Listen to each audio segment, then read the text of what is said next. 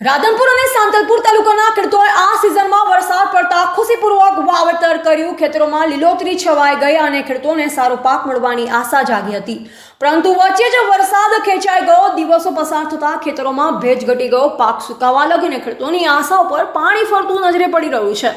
આ પરિસ્થિતિ ચિંતિત રાધનપુર સરપંચ એસોસિએશન એકજૂટ થઈ રાધનપુર મદદનીશ ખેતી નિયામક કચેરી પર પહોંચી રાધનપુર ખેતી નિયામક અધિકારીને આવેદનપત્ર આપી વિનંતી કરી કે તાત્કાલિક સર્વે કરાવી નુકસાનગ્રસ્ત ખેડૂતોને વળતર આપવામાં આવે।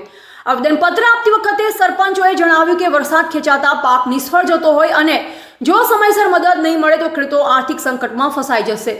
મુકેશભાઈ સોલંકીએ પણ આ સમયે પોતાની વાત રજૂ કરીને ખેડૂતોને યોગ્ય ન્યાય અપાવવા સરકારને અપીલ કરી। એજીપી ન્યૂઝ ઇન્ડિયા હંમેશા સત્યની સાથે।